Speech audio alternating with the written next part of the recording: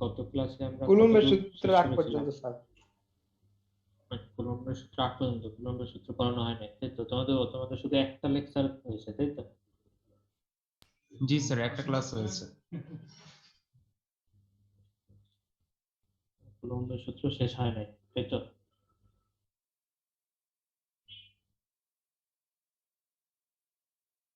আমি একটু শেয়ার করি তাহলে বুঝতে পারবা।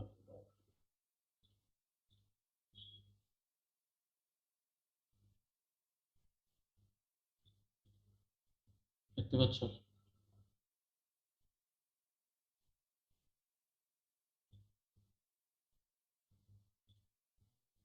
কুলম্বস ল পড়ানো হয়েছিল? নো স্যার, এর আগের স্লাইড পর্যন্ত মেবি পড়ানো হয়েছিল। ইলেকট্রোস্ট্যাটিকের যে অ্যাপ্লিকেশন। জি স্যার, এতটুকু পর্যন্তই।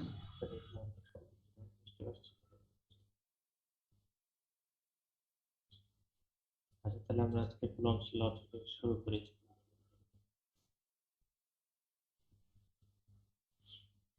এর আগে আমরা যেটা দেখেছিলাম যে, দেখা যাচ্ছে তো নাকি? জি স্যার। এর আগে আমরা কুলম্বস লর আগে যেগুলো পড়েছিলাম যে ইলেকট্রোস্ট্যাটিক্সে আমাদের কি কি বিষয়গুলো আছে, তার প্রধান ছিল দেখছি আমরা চার্জ ছিল, চার্জের বেসিক কিছু প্রপার্টি, তারপর ইলেকট্রোস্ট্যাটিকের কিছু অ্যাপ্লিকেশন দেখেছি।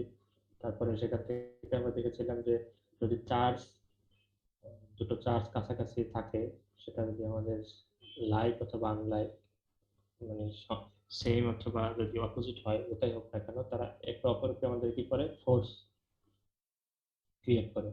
এটা আমরা দেখছিলাম। সেই ফোর্সের মান এবং ডিরেকশন কেমন হবে, ফোর্সের একটা ভেক্টর, সেটা হচ্ছে কুলম্ব সাহেব, বিজ্ঞানী কুলম্বস, সে এগুলো নিয়ে বিস্তর আরো স্টাডি করেছে এবং ফাইনালি সে 1785 এর দিকে তার এই সূত্র প্রদান করছে। এটা তো খুব ইজি, তোমরা সবাই জানো। সেই সম্ভবত তোমরা অষ্টম শ্রেণী থেকে মনে হয় পড়তেছো, তাই না? কুলম্বস ল, আমি যদি ঠিক বলে থাকি, নাকি অষ্টম শ্রেণী থেকেই তোমার শুরু হয়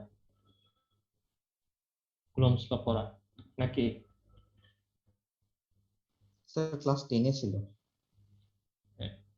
অষ্টম শ্রেণীতে ছিল না, 9 থেকে শুরু হয়। মানে স্যার 9 এর বইয়ের প্রথম ছিল। আচ্ছা, যাই হোক, তাহলে এটা তো সবারই জানা। তারপরে এটা আবার রিমাইন্ড করা যে আমাদের এখান থেকে পরে আমরা কিছু ম্যাথমেটিক্যাল প্রবলেম সলভ করবো। যে কুলম্বস লতে আমাদের কি বলছিল, যে অবশ্যই আমাদের কি হতে হবে, পয়েন্ট চার্জ হতে হবে।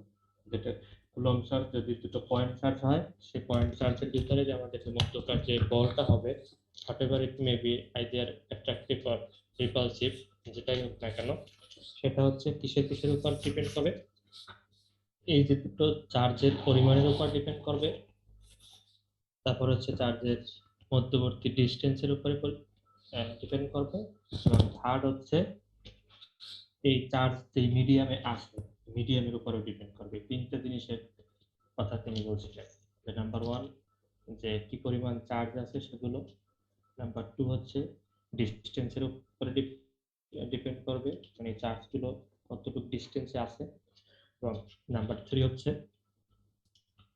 মাধ্যমের উপর, মানে কোন মাধ্যমে আমি চার্জগুলো রাখতেছি সেটার উপরে ডিপেন্ড করবে। এবং সেই ডিপেন্ডেন্সিটা সে কিভাবে বলছিল যে দুটো চার্জ, তাদের মধ্যবর্তী বলের মানটা হবে নাম্বার ওয়ান হচ্ছে এই যে আমাদের ইলেকট্রন, সরি, চার্জ যে আছে, চার্জের পরিমাণের উপর, এখানে যে একটা Q1 এবং একটা Q2 চার্জ রাখলাম, এই তার চার্জের গুণফল এর সমানুপাতিক হবে। যদি তাদের গুণফলের মান বেশি হয় তাহলে ফোর্সের মানটাও বেড়ে যাবে, যদি কম হয় তাহলে ফোর্সের মানটাও কমে যাবে। কোনো একটা বাড়তে পারে অথবা কোনো একটা কমতে পারে। যদি তাদের মাল্টিপল কমে, যদি তাদের ভ্যালুটা আমাদের বাড়ে অথবা কমে, তাহলে আমাদের ফোর্সের মানটাও আমাকে কি করবে, বাড়বে অথবা কমবে। আর এই যে তাদের মধ্যবর্তী যে ডিস্টেন্স, এই ডিস্টেন্স স্কোয়ারের ইনভার্সলি প্রপোর্শনাল হবে, মানে ব্যস্তানুপাতিক হবে, আর স্কোয়ার 1/r²। তাহলে এই দুটো কন্ডিশনকে আমরা যদি একই জায়গায় করি, তাহলে আমরা কি লিখতে পারি, f is proportional proportional to Q1 Q2 divide by হচ্ছে কি আর স্কয়ার। তাহলে এখানে তোমরা আমরা জানি যে প্রপোর্শনালিটি সাইন থেকে একটা আমরা কি করি সমান সমান সাইন দেই এবং হচ্ছে একটা কনস্ট্যান্ট। এখানে আমরা যে এই ক্ষেত্রে যে কনস্ট্যান্ট ইউজ করব সেটা একটা স্পেসিফিক কনস্ট্যান্ট, যেটা আমরা বলছি হচ্ছে 1/4 পাই এপসাইলন নট। এখানে এপসাইলন নটটা হচ্ছে পারমিটিভিটি অফ ফ্রি স্পেস, মানে ভ্যাকুয়ামে। এই ফ্রি স্পেস বলতে আমরা ভ্যাকুয়ামটা নির্দেশ করি, কিন্তু ভ্যাকুয়াম এবং এয়ারের এই পারমিটিভিটির ভ্যালুটা খুবই কাছাকাছি, মানে প্রায় সেম। সে কারণে আমরা ওই যে ভ্যাকুয়াম আর ফ্রি স্পেস, যে মানে এয়ার মিডিয়াম আছে, আমরা সেম ধরে নিই, ঠিক আছে। অন্য মিডিয়ামের ক্ষেত্রে ডিফারেন্সটা বেশি থাকে, যে কারণে তখন আমরা এটা ডিফার করি, কিন্তু এই ভ্যাকুয়াম এবং এয়ার মিডিয়াম বললে আমরা প্রায় অলমোস্ট সেম। আমরা এই ভ্যাকুয়ামেরটা ধরেই ক্যালকুলেশন করলে আমাদের তেমন কোনো প্রবলেম হয় না। এই পারমিটিভিটির যে মান সেটা একটা কনস্ট্যান্ট, সেই ভ্যালুটা হচ্ছে তোমাদের 8.874 ইন্টু 10^12, এটা তোমাদের জানা আছে।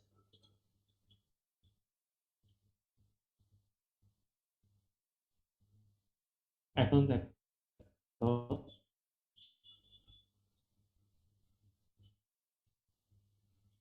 তাহলে আমরা পেয়ে গেলাম হচ্ছে আমাদের এফ এর যে ভ্যালুটা 1/4πε0 Q1 Q2/r², এটাকে আমরা নাম্বার 1 সমীকরণ দিলাম।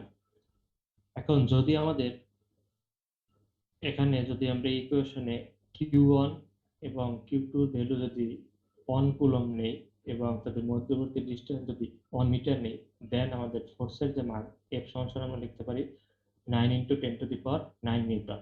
এখান থেকে আসলে আমাদের একটা 1 কুলম্বের আমরা ডেফিনিশন দিই। সেটা কিভাবে দেখো, আমরা এখানে কি কনসিডার করছি যে দুটো যে চার্জ আছে তাদের ভ্যালু হচ্ছে কত 1 কুলম্ব এবং তাদের মধ্যবর্তী ডিসটেন্স কত 1 নিউটন, সরি ডিসটেন্স 1 মিটার। তাহলে এই অবস্থায় থাকলে তখন তাদের মধ্যবর্তী ফোর্স হচ্ছে কি 9 × 10⁹। তাহলে যদি 1 কুলম্বকে আমরা ডিফাইন করব তখনই যেই পরিমাণ চার্জ যদি 1 মিটার ডিস্টেন্সে প্লেস করা হয়, তাহলে যদি তাদের মধ্যবর্তী যে আকর্ষণ বল সেটার মান যদি 9 × 10⁹ হয়, তখন সেটাকে আমরা বলবো হচ্ছে 1 কুলম্ব। বোঝা গেছে? মানে আমরা আগেই ডিফাইন করার জন্য Q1 Q2 এর ভ্যালুটা 1 ধরে নিলাম। তাহলে 1 ধরে নিলে আমরা দেখলাম তখন তাদের ফোর্সটা কত হয় 9 × 10⁹। তার মানে এমন একটা নির্দিষ্ট পরিমাণ চার্জ আছে, যেই পরিমাণ চার্জ যদি আমরা 1 মিটার ডিস্টেন্সে রাখি, তাহলে সেটার জন্য আমাদের ফোর্সটা কত, ভ্যালুটা কি আসবে 9 × 10⁹। তাহলে যেই পরিমাণ চার্জ এই বলটা ক্রিয়েট করবে, সেই পরিমাণ চার্জটাকে আমরা বলবো হচ্ছে 1 কুলম্ব। এটা হচ্ছে 1 কুলম্বের ডেফিনেশন। এখন যদি আমরা এটা মিডিয়ামটা চেঞ্জ করি, একটু আগে আমরা কি দেখলাম যে ভ্যাকুয়াম বা ফ্রি স্পেসে যেটা বলছিলাম, তখন আমাদের কি হয় এপসাইলন নট। এখন এটা যদি আমাদের অন্য কোনো একটা মিডিয়ামে হয়, ভ্যাকুয়াম না হয় যে কোনো একটা মিডিয়াম হয়, তখন আমাদের সেইটাকে আমরা বলবো হচ্ছে এপসাইলন পারমিটিভিটি। অনেক সময় এটাকে আমরা এপসাইলন এম দ্বারাও ডিনোট করি, মানে কোনো একটা মিডিয়াম। তো ম্যাক্সিমাম ক্ষেত্রেই তোমার এপসাইলন দিলেই হয়ে যায়। এপসাইলন নট মিন্স হচ্ছে ভ্যাকুয়াম বা ফ্রি স্পেসে, আর এপসাইলন হচ্ছে কোনো একটা মিডিয়ামে পারমিটিভিটি। তখন তাহলে আমাদের ফোর্সের মানটা কেমন হবে, যে এম কি লিখতে পারি আমরা 1/4 পাই। এখন এপসাইলনের জায়গায় কি লিখবো, এপসাইলন নট এর আগে ছিল আমাদের এপসাইলন নট, এখন এটা হয়ে যাবে আমাদের কি এপসাইলন। আর বাকি সবগুলো সেম আছে, কারণ চার্জ যেটা সেটা Q1 Q2 সেম রেখেছি, ডিসটেন্সও সেম রেখেছি। এখন এই যে দুইটা সমীকরণ আমরা পেলাম, এই সমীকরণ দুটোকে যদি আমরা ডিভাইড করি নাম্বার 1 কে নাম্বার 2 দ্বারা, তাহলে আমরা কি লিখতে পারি, লেফট সাইডে আছে f আর একটা আছে এফ এম। তাহলে আমরা কি লিখতে পারি f/fm। আর সবগুলো দেখো সেম 1/4 পাই Q1 Q2 r²। ইকুয়েশন 1 এবং ইকুয়েশন 2 দুটোতে কি আছে সেম, তাহলে এগুলো আমাদের ক্যান্সেল হয়ে যাবে, থাকবে হচ্ছে কি এপসাইলন বাই হচ্ছে কি এপসাইলন নট। তাহলে এই যে আমরা নতুন একটা রেশিও পেলাম, এটাকে আমরা বলছি এপসাইলন আর, মানে রিলেটিভ পারমিটিভিটি। এই দুটো রেশিও, যে কোনো একটা permittivity ratio of the permittivity কার কার, একটা হচ্ছে মিডিয়ামে আর একটা হচ্ছে ফ্রি স্পেসে, এইটা যে ভ্যালু সেটাকে আমরা বলছি রিলেটিভ পারমিটিভিটি। তাহলে এই রেশিওটাকে আমরা বলতেছি রিলেটিভ পারমিটিভিটি। আর এর ক্ষেত্রে আর ভ্যাকুয়ামে এটার মান হচ্ছে কত 1। যেহেতু আমরা একটু আগে বলছিলাম যে এয়ার এবং ভ্যাকুয়াম এই দুটার ক্ষেত্রেই, যদিও এয়ার একটা মিডিয়াম, ভ্যাকুয়াম হচ্ছে এয়ার থাকবে না, একেবারে ফ্রি স্পেস। আর এয়ার কিন্তু আমাদের একটা মিডিয়াম, কিন্তু এয়ার মিডিয়াম থাকলেও এক্সপেরিমেন্ট করে দেখা গেছে এপসাইলনের যে মান, সেই মানটা এপসাইলন নটের খুবই কাছাকাছি। তাহলে যে কারণে আমরা এই দুটো যদি সেম হয়, তাহলে এপসাইলন আর এপসাইলন নট মানটা যদি একই আমরা কনসিডার করি, তাহলে এপসাইলন আর এর ভ্যালু আসবে 1। সে কারণে আমাদের বলা হলো এয়ার এবং ভ্যাকুয়ামের ক্ষেত্রে আমাদের এপসাইলন আর যেটা রিলেটিভ পারমিটিভিটি, সেটার মান হচ্ছে 1। অন্য ক্ষেত্রে যদি আমি এপসাইলন বের করি, তাহলে কি লিখবো? এপসাইলন নট ইনটু হচ্ছে কি এপসাইলন আর। এখন একটু আগে আমরা যে এফ বাই এফ এম সমান সমান দেখছিলাম আমাদের এপসাইলন আর, সেখান থেকে এফ এম সমান সমান কি লিখতে পারি? এফ বাই আর।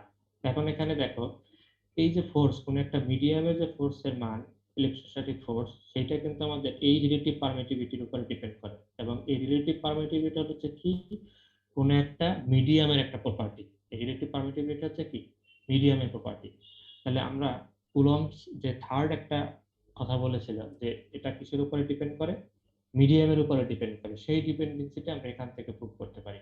যে আমরা দেখলাম যে কোন একটা মিডিয়ামের যে ফোর্সের মান, সেটা তাদের কিসের উপরে ডিপেন্ড করে?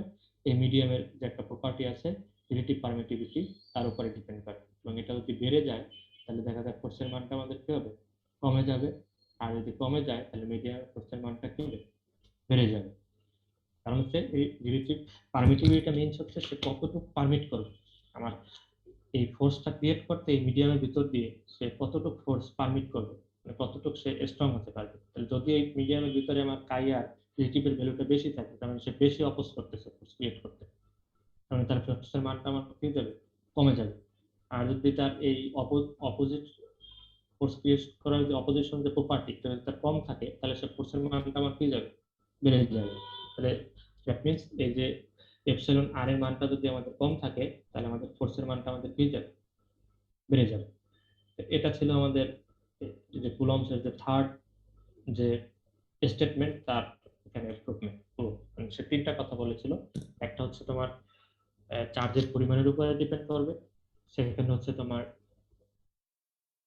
মধ্যবর্তী দূরত্বের উপরে ডিপেন্ড করবে, এবং থার্ড হচ্ছে এই যে চার্জ গুলো আমি রাখলাম, তাদের মিডিয়ামটা কি মিডিয়াম, মিডিয়ামের প্রপার্টির উপর ডিপেন্ড করবে। এটা হচ্ছে আমাদের সেই থার্ড প্রুফ।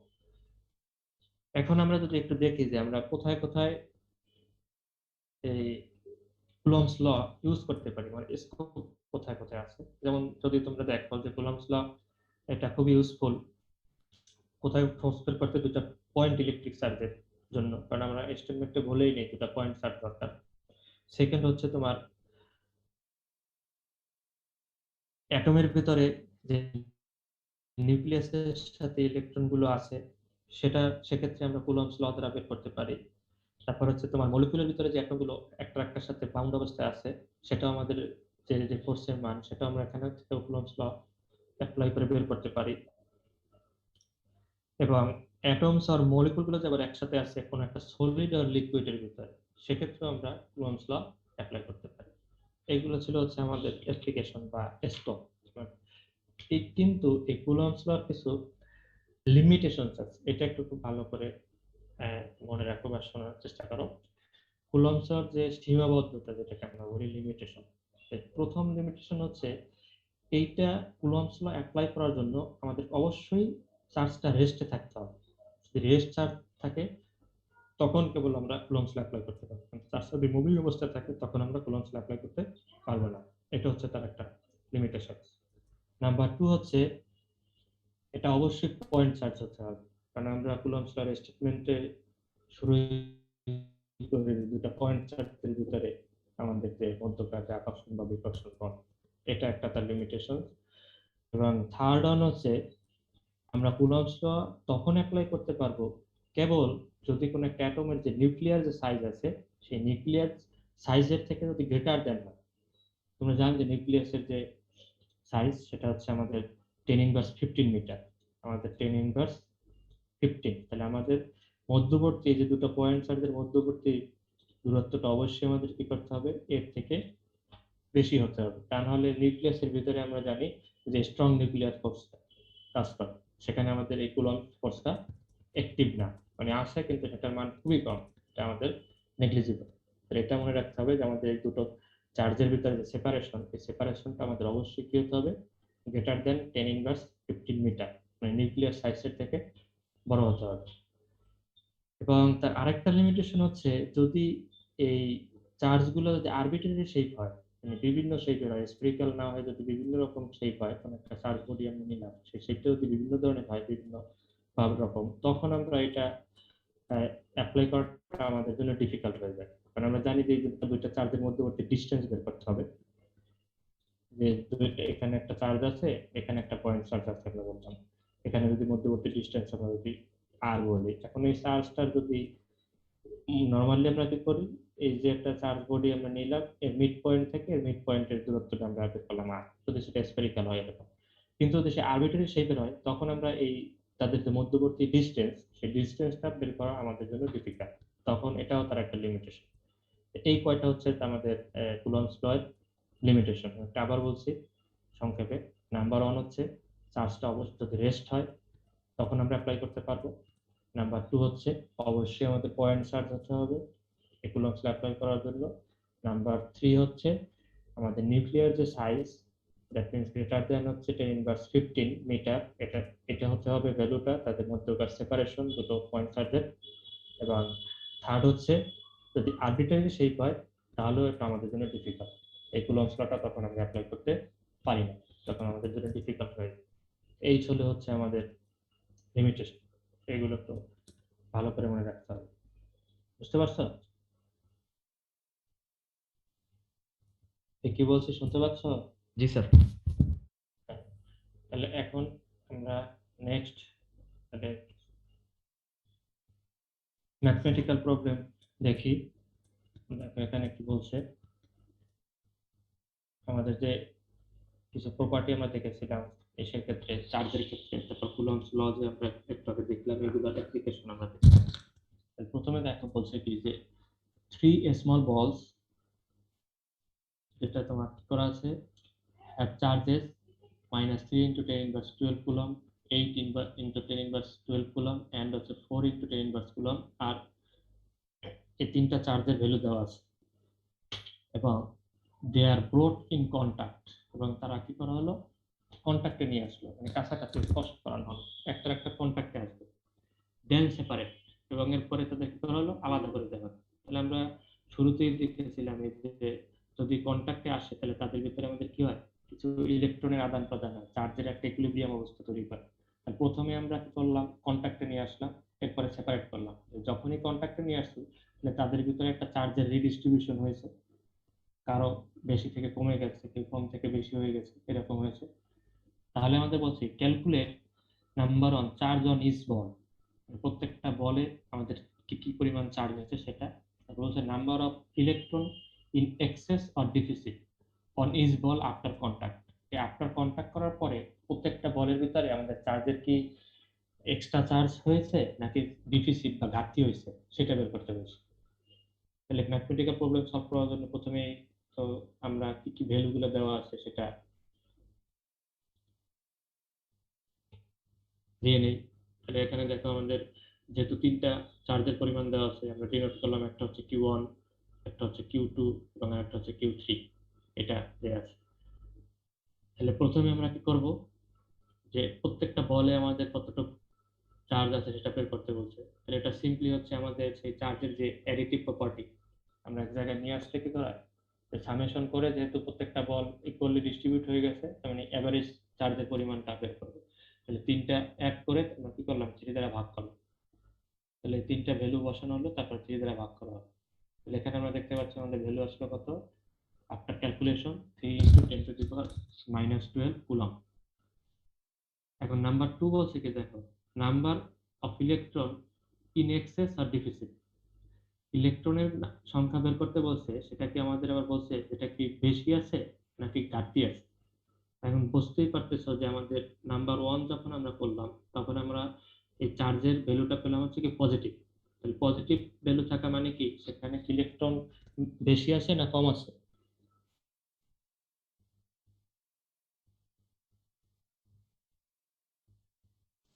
স্যার কম আছে। স্যার তাহলে ঘাটতি। একটা ঘাটতি আছে, ডেফিসিট আছে। তাহলে এই পার্টের প্রথম কোশ্চেন আমরা এখান থেকে পেয়ে গেলাম, যেহেতু আমরা দেখলাম প্রত্যেকটা বলে আমাদের কি পরিমাণ আছে, যে চার্জের যে ভ্যালু সেটা হচ্ছে পজিটিভ, তার মানে এখানে আমাদের ইলেকট্রনের কি আছে, ঘাটতি আছে, ডেফিসিট। সেকেন্ড হচ্ছে তাহলে ওই কত কি পরিমাণ আছে সেটা আমাদের বের করতে হচ্ছে। তাহলে আমরা এই যে কোয়ান্টাইজেশন যে রুলস আমরা জানি, কিউ ইজ ইকুয়াল টু কি এন ই, সেখান থেকে নাম্বার অফ ইলেকট্রন এন সমান কি করতে পারি, কিউ বাই ই। তাহলে কিউ এর ভ্যালু আমরা পেয়ে গেছি, প্রত্যেকটা বলে আমাদের কিউ এর ভ্যালু ছিল কত, 3 × 10⁻12। আর ইলেকট্রনের ভ্যালু তো কনস্ট্যান্ট আমাদের জানা, 1.6 × 10 হচ্ছে কি 19। এটা যদি আমরা ফাইনালি ক্যালকুলেট করি তাহলে আমরা দেখতে পাবো প্রত্যেকটা বলে আমাদের নাম্বার অফ ইলেকট্রন কত আছে, 1.875 ইন্টু 10⁻7, এতগুলো ইলেকট্রন আছে। বুঝতে পারছো?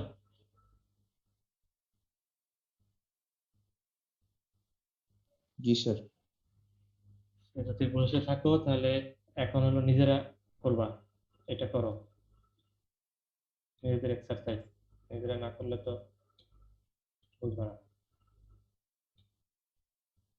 এটা দেখো, বলছে কি, two insulated charge sphere of charges, value দেওয়া আছে, each are separated by a distance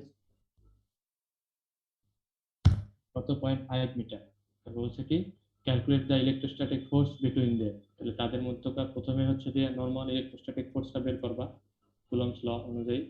তারপর হচ্ছে also calculate the force, number one হচ্ছে কি, when the charge are double, এখানে যে চার্জের পরিমাণ আছে এটা ডাবল করে দিবা, and the distance of separation is half, মানে যখন অর্ধেক করে দিবা, ডিস্টেন্সটা আছে 0.5, সেখানে 0.25 করে দিবা, আর এখানে যেটা আছে ডাবল করে দিবা। আর সেকেন্ড বলছে when the charges R placed in dielectric medium water, মানে ওয়াটারের ভিতরে যদি আমরা প্রেস করি, যেখানে রিলেটিভ এপসিলন আর এর ভ্যালুটা আমাদের দেওয়া আছে 80, তখন আমাদের ফোর্সের মানটা কি হবে, এফ এম। তাহলে এফ এম এর ভ্যালুটা একটু আগে আমরা দেখছিলাম যে এফ বাই এপসিলন আর, সেই ইকুয়েশন থেকে করবো। করো, যারা করো করে আমাকে রেজাল্ট বলো।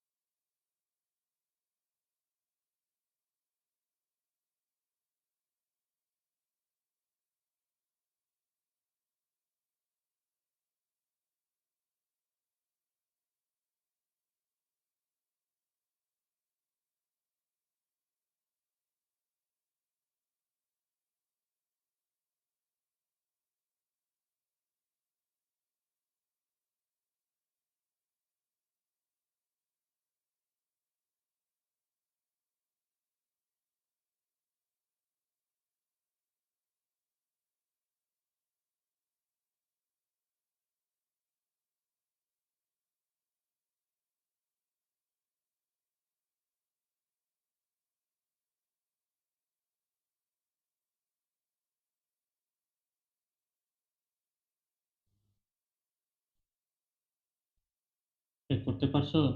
রেজাল্ট আসছে কারো? স্যার আপনার কথা শোনা যাচ্ছিল না এতক্ষণ ধরে।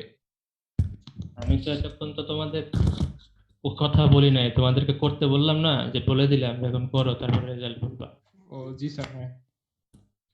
সেজন্য বললাম যে করছো কিনা।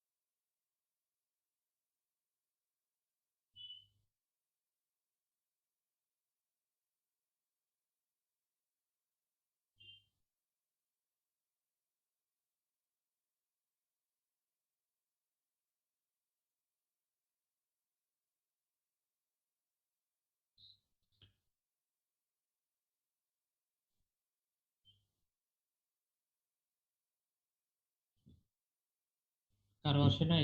কোনোটার ভ্যালু আসে নাই তিনটা পার্টের?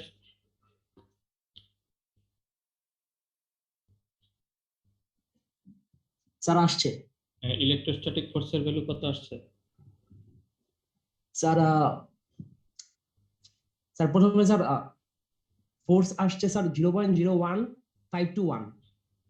স্যার এক স্যার নম্বরে আমার আমার এটা আসছে। স্যার এক নম্বরে স্যার আসছে 0.24336।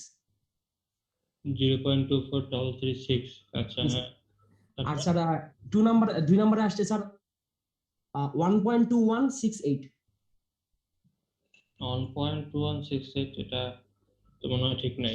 স্যার এটা আমার আসছে 1.90 10⁻⁴। হ্যাঁ, এটা ঠিক আছে। জি স্যার, আমার এটাই এসেছে স্যার। স্যার আমার এটা স্যার। তুমি মনে হয় যে আগে যে বলছো, তুমি মনে হয় কোথাও ওই যে ফোর্স, ইলেকট্রোস্ট্যাটিক ফোর্স ক্যালকুলেশনে মনে হয় ভুল করছো। স্যার ল কি F ইকুয়াল টু 80 দিয়ে ভাগ করতে হবে স্যার। 80 দিয়ে ভাগ করলেই হবে। হ্যাঁ হ্যাঁ, এটি দ্বারা ভাগ করতে হবে। ওকে স্যার, আমি এটি দিয়ে গুণ করছি স্যার। না না, গুণ। আমি বলে দিলাম না, এফ এ মিডিয়ামে যেটা হচ্ছে F by epsilon R. Last যে আমরা ওই কুলম্বস লয়ের থার্ড যে স্টেটমেন্টটা যেখান থেকে আসে বললাম, তাহলে এটা মোটামুটি সবাই হয়েছে, তাই তো? জি স্যার। জি স্যার। তাহলে সেকেন্ডটা দেখো কি বলছে। বলছে হচ্ছে শো দ্যাট, কে কিছু বলছো? স্যার এটাতে আপনার 8.2 × 10⁻⁸ নিউটন আসছে স্যার, অনেক ছোট আর কি। সেকেন্ড করে ফেলছো এটা? জি স্যার, এটা তো বলছেন তাই না? হ্যাঁ, মানে বলছি করে ফেলছো অলরেডি, সেটা বলছি। জি স্যার। তাহলে কয়জনে করছো? করছি স্যার। করো তাহলে অন্যরা দেখো। দুটো ভ্যালুর মান বের করতে হবে। একটা হচ্ছে গ্র্যাভিটেশনাল ফোর্স, আমরা যে সেই নিউটনস ল ইউজ করে যেটা করি। আর একটা আমরা করবো ইলেকট্রোস্ট্যাটিক ফোর্স। বুঝা গেছে? তাদের মধ্যকার ডিস্টেন্সটা দেওয়া আছে। আর যেহেতু আমাদের হাইড্রোজেনের কথা বলছে, তাহলে হাইড্রোজেনের ভিতরে আমরা জানি কি আছে, একটা ইলেকট্রন আর একটা কি আছে, প্রোটন আছে। এই দুইটার মাস কনসিডার করবো। আর ইলেকট্রোস্ট্যাটিক ফোর্সের সময় এই দুইটার আমরা হচ্ছে চার্জ কনসিডার করবো। তারপরে আমরা দুটো ভ্যালু পাবো। একটা হলো যে যদি আমরা মনে করো গ্র্যাভিটেশনাল ফোর্সকে এফজি দ্বারা ডিনোট করি, তাহলে এফজি এর ভ্যালু একটা পাবো। আর একটা হচ্ছে ইলেকট্রোস্ট্যাটিকের ক্ষেত্রে যে আমরা এফই ডিনোট করি, দুটো ভ্যালু পাবো। তাহলে এটা করো একটু, যারা করো নাই, যে করছো তো করে ফেলছো, দেখি অন্যরা কি করে, যে ভ্যালুগুলো কেমন আসে।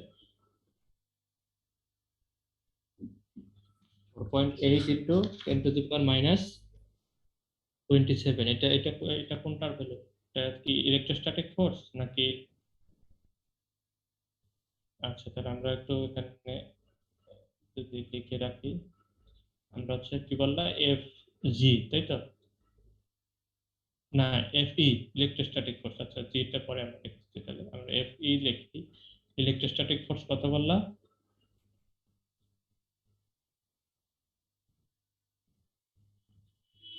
4.8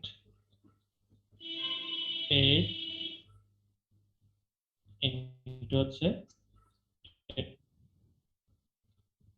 27, ঠিক আছে? একটু ভালো করে দেখ। হ্যাঁ সেটা বলছি, এদের পাওয়ারটা কি 27 নাকি অন্য স্যার কিছু? ইনভার্স তো 8 আসে মনে হয়। 8.20 গুণ 10 to the G sir minus 8 G sir 8.20 আমার 10 তো to the sir power minus 8 আসে। 8.20 into 10 to the power minus 8 Newton এটা আসছে। স্যার আমাদের এটাই আসে। আর না গ্র্যাভিটেশনালটা 3.61 গুণ 10 to the minus 47 আসবে।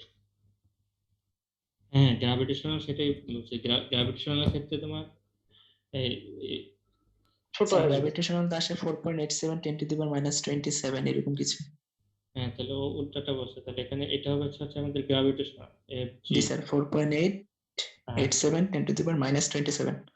27 না 47 সেটা দেখো। 47 আসছে আমার স্যার। হ্যাঁ 47 যা আসছে সেটা ঠিক আছে। আর FE যদি আমরা বলি ইলেকট্রোস্ট্যাটিকের ভ্যালুটা আমাদের কত আসছে? 8.20 গুণ 10 to the power minus 8। আচ্ছা সাপোজ মনে করো আমরা 80 ধরলাম, 0.2 আর হচ্ছে 10 ইনভার্স কত 8, তাই তো? 10 ইনভার্স 8 আসছে না? জি স্যার।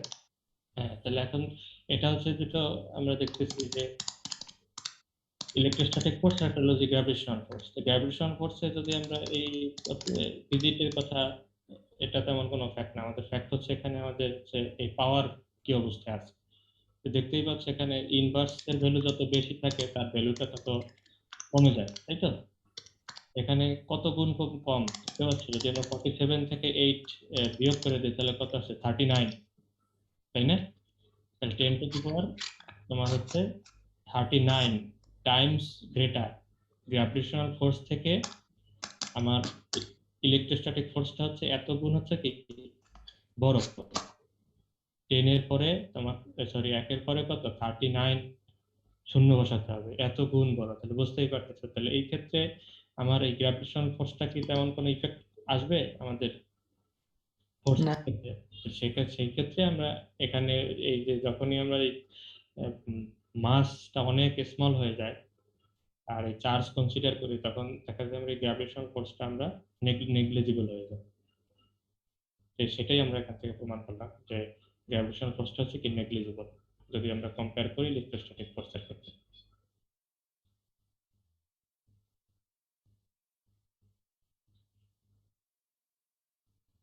এরপরে হচ্ছে আরেকটা এক্সারসাইজ আমরা করবো, তারপরে শেষ আর কি। এটা একটু দেখো এখানে কি বলছে।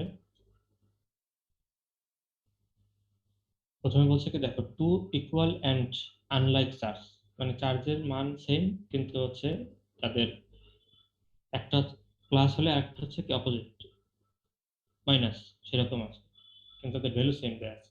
আর প্লেসড অ্যাট হচ্ছে এ অ্যান্ড বি, এখানে একটা ফিগার দেওয়া আছে এ আর এটা হচ্ছে কি বি, এই দুই পয়েন্টে দুইটা চার্জ আছে তাদের মান সেম কিন্তু হচ্ছে তাদের চার্জটা হচ্ছে কি অপোজিট, এখানে প্লাস এখানে হচ্ছে সাপোজ মনে করো মাইনাস, এবং তারা ডিস্টেন্স হচ্ছে কত, তাদের মধ্যবর্তী ডিস্টেন্স হচ্ছে 6 সেন্টিমিটার। তাহলে ক্যালকুলেট করতে বলছে ফোর্স অন দ্য চার্জ, মানে এই দুইটা চার্জ রাখলে এই দুইটা চার্জের জন্য এই পি পয়েন্টে যদি আমি একটা চার্জ রাখি যার ভ্যালু হচ্ছে কত 10⁻⁸ কুলম্ব, এবং সেটা কতটুকু ডিস্টেন্সে আছে এই পি পয়েন্ট থেকে এই এবি যে আছে তার উপরে যদি পারপেন্ডিকুলার ড্র করি সেই ডিস্টেন্সটা দেওয়া হচ্ছে আমার 4 সেন্টিমিটার, পারপেন্ডিকুলার বাইসেক্টর, ঠিক আছে, লম্ব সমদ্বিখণ্ডক যেটাকে আমরা বলি। এই এবি এর মধ্যবর্তী এই পি আর এক্স এটা হচ্ছে কি লম্ব সমদ্বিখণ্ডক, পারপেন্ডিকুলার বাইসেক্টর। তাহলে আমার বলছে পি পয়েন্টে আমাদের ইলেকট্রিক ফিল্ডের মান কত হবে সেটা বের করতে বলছে, বুঝতে পারছো? জি স্যার। তাহলে আমরা সেটার কি কি ভ্যালু দেওয়া আছে সেগুলো আমরা প্রথমে লিখে নিলাম, একটা কনসিডার করলাম কিউ আর একটা হলো কিউ টু, আর কিউ থ্রি হচ্ছে এই পয়েন্টে এই ফিগার অনুযায়ী, আর এক্স পি আমাদের দেয়া আছে কত 4, আর যেহেতু এটা হলো যে আমাদের লম্ব সমদ্বিখণ্ডক তাহলে এ বি যদি 6 হয় তাহলে এ এক্স আর এক্স বি সমান ভাগে ভাগ হয়ে গেল, এক একটা ডিস্টেন্স তাহলে কত হলো 3 সেন্টিমিটার। পরে আমরা এটা মিটারে কনভার্ট করে নিলাম আমাদের ম্যাথমেটিক্যাল প্রবলেম সলভ করার জন্য। এখন দেখো এখানে যদি আমরা একটা ত্রিভুজ যদি কনসিডার করে এপিএক্স, এই ত্রিভুজটা যদি দেখো তুমি যে এই এ পি আর হচ্ছে কি এক্স, এটা হলো একটা সমকোণী ত্রিভুজ। সমকোণী ত্রিভুজের এই এ আর এক্স এইটার ভ্যালু আমার জানা, আর পি এক্স এর ভ্যালু জানা, কিন্তু আমার জানতে হবে আসলে কি এ থেকে পি এর ডিসটেন্স কতটা, তাহলেই আমি এই পি পয়েন্টে এই এ চার্জের জন্য এখানে ইলেকট্রিক ফিল্ডের মান কত সেটা জানতে পারবো, কারণ এই দুটো পয়েন্টের মধ্যবর্তী দূরত্বটা আমার জানা দরকার। তাহলে আমরা সেই জন্য আমরা এখন এ আর পি এর দূরত্বটা কিভাবে জানতে পারি, এটা যেহেতু আমাদের সমকোণী ত্রিভুজে বের করা হ্যাঁ রাইট অ্যাঙ্গেল ট্রায়াঙ্গেল, তাহলে সেখান থেকে এপিটা হচ্ছে আমাদের কি এই পিথাগোরাস অতিভুজ স্যার। অতিভুজটাকে আমরা লিখতে পারি এপি সমান লিখতে পারি রুট ওভার লম্ব স্কয়ার প্লাস ভূমি স্কয়ার। তাহলে লম্বের মান এখানে 4, ভূমির মান হচ্ছে 3। এটা করলে স্কয়ার করে যোগ করলে 25 রুট ওভার করলে আমাদের কি হবে 5 সেন্টিমিটার, সেটাকে আমরা মিটারে কনভার্ট করে এটা হলো একটা পার্ট।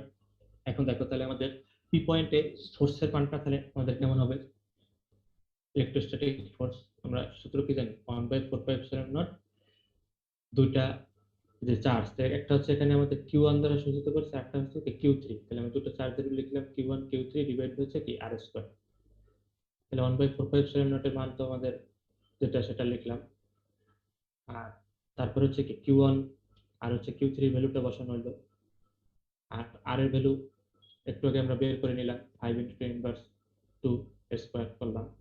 এটা করলে ফাইনালি যে আমার ভ্যালু আসে সেটা হচ্ছে 7.2 ইনটু হচ্ছে কি 10 ইনভার্স 4 নিউটন। এবং তাহলে এটা ডিরেকশনটা কি হবে,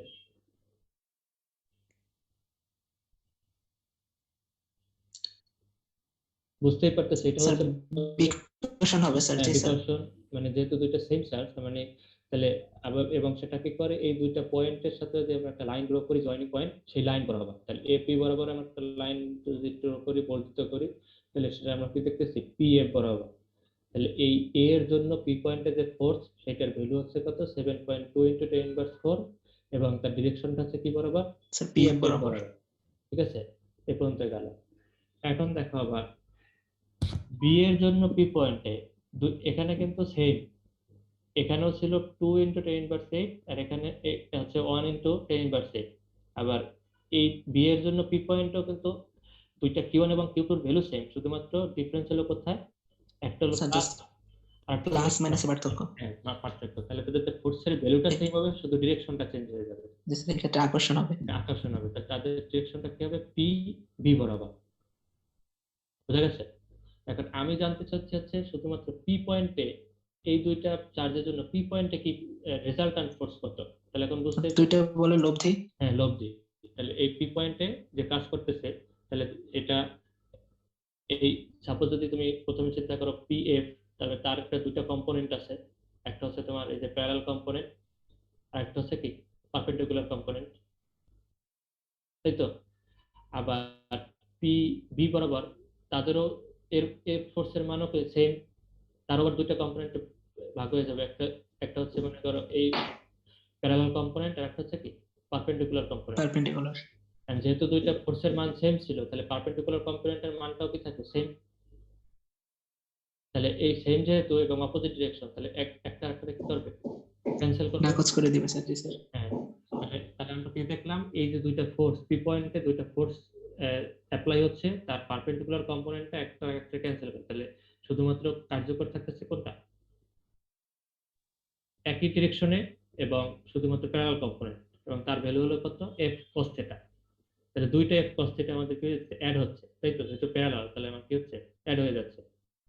তাহলে সেখান থেকে আমাদের যে ভ্যালু আমরা এফ এর ভ্যালু তো পেয়ে গেলাম 7.2 ইনটু হচ্ছে কত 10 ইনভার্স 7, আর cos θ সমান আমরা কোথা থেকে বের করতে পারি, এই যে এটা যদি আমাদের থিটা হয় তাহলে cos θ সমান আমরা কি লিখতে পারি বলো? স্যার ভূমি বা অতিভুজ। হ্যাঁ তাহলে ভূমি এখানে আছে যে 3, স্যার 3 আর অতিভুজ হচ্ছে 5, সেটা আমরা এখানে করে দিলাম। তাহলে ফাইনালি করলে আমরা দেখলাম রেজাল্টেন্ট যে আর যেটা ফোর্সের ভ্যালু আমরা আর কনসিডার করছিলাম, ডিনোট করছি, তাহলে 8.64 ইনটু হচ্ছে কত 10 ইনভার্স 4। আর ডিরেকশন তো এই ফিগারে দেখানো আছে, এই পি আর বরাবর। বুঝা গেছে?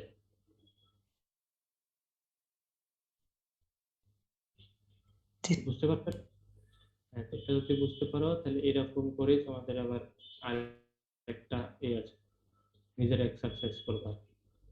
সেটা দেখো কি বলছে এখানে, টু চার্জের মান দেওয়া আছে, ঠিক আছে। প্লেসড এট টু কর্নার আছে A and B of an equilateral triangle, মানে সমবাহু ত্রিভুজ এবিপি অফ সাইড হলো কি 20 সেন্টিমিটার, প্রত্যেকটার দৈর্ঘ্য দেওয়া আছে কত 20 সেন্টিমিটার। তাহলে find the resultant intensity at P. এই পি পয়েন্টে, যে পয়েন্টে দেয়া নাই সেই পয়েন্টে আমার কি হবে সেটা বের করতে বলছে। পারবা না করতে? এটা একটু তোমরা ই করে রাখো, স্ক্রিনশট দিয়ে রাখো, এটা হলো তোমরা হোমওয়ার্ক করবা।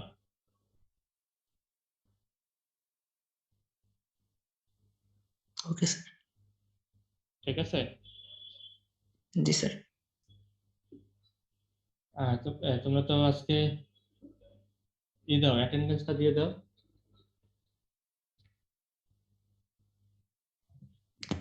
স্ক্রিনশট দিতে তাহলে আমি শেয়ারটা অফ করে দিলাম নাকি?